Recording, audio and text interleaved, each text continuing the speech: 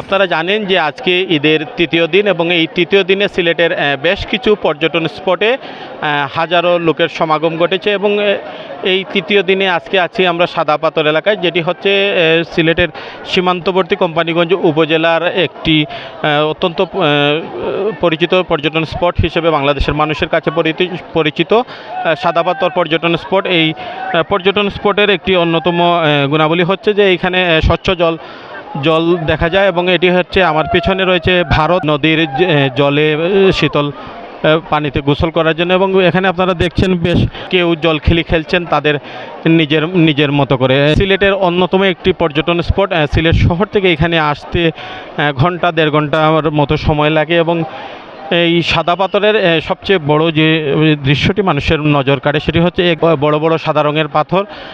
আপনারা জানেন যে এই সাদা পাথরের কারণেই কিন্তু এই জায়গার নামকরণ হয়েছে সাদা পাথর। আসলে প্রচণ্ড গরমের মাঝে এই যে পানির মধ্যে একটু কি করতেছি, সাঁতার কাটতেছি বা ভিজতেছি, অনেক ভালো লাগতেছে ভাই।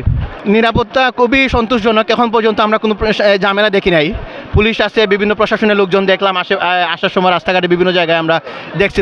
এখানকার যে বিষয়টি আপনাদেরকে জানিয়ে রাখি, কোম্পানিগঞ্জ থানা পুলিশ, ট্যুরিস্ট পুলিশ এবং উপজেলা প্রশাসন ছাড়াও এখানে স্থানীয় স্বেচ্ছাসেবকরা কাজ করছেন, নিরাপত্তার কাজে নিয়োজিত রয়েছেন। তারাই আসছেন, সকলেই কিন্তু এই সাদা পাথরের জলখেলিতে মুগ্ধ। এবং এখানে আরেকটি বিষয় আপনাদেরকে জানিয়ে রাখি যে এই যে কোম্পানিগঞ্জ উপজেলায় যারা পর্যটক আসেন বিভিন্ন ছবি তোলেন এবং এখানকার ফটোগ্রাফিক সোসাইটি রয়েছে, ফটোগ্রাফাররা রয়েছেন, তারা অন্যান্য জায়গায় মানুষজন একটি অভিযোগ করেন যে ফটোগ্রাফাররা তাদের নির্ধারিত থেকে টাকা বেশি নিয়ে থাকেন। বা আমরা এই মুহূর্তে এখানকার একজন ফটোগ্রাফারের সাথে কথা বলার চেষ্টা করব এবং তারা পর্যটকদের কী সেবা দিচ্ছেন আমরা একজন ফটোগ্রাফারের কাছ থেকে জানতে যাব।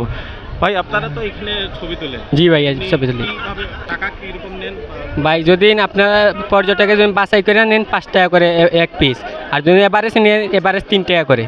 যারা পর্যটক আসেন তাদের চাহিদা মোতাবেকই তারা ছবি তুলে থাকেন। কেউ ছবিপতি অথবা কন্ট্রাক্টে তাদের কাছে করেন, এই টাকাটা তারা নিয়ে থাকেন। এবং নৌকার যে বিষয়টি আপনারা জানেন যে উপজেলা প্রশাসন প্রতিটি নৌকা 800 টাকা হিসাব করে এক নৌকায় 8 জন আসতে পারেন, সেই হিসাবে এখানে নৌকা আসে। আরেকটি বিষয়, এখানকার আমরা অনেক পরিবেশবিদের সাথে কথা বলেছিলাম, তারা যেটি জানিয়েছেন যে পর্যটকদের দৃষ্টি আকর্ষণ করেছেন। তারা বলেছেন যে পর্যটন স্পটে অনেকেই খালি বোতল, তারপর চিপসের প্যাকেট, প্লাস্টিকের সামগ্রী ফেলে যান, সেগুলো যেন একটু সচেতনভাবে নির্ধারিত জায়গায় ফেলেন যাতে এই পরিবেশের ভারসাম্য বজায় থাকে।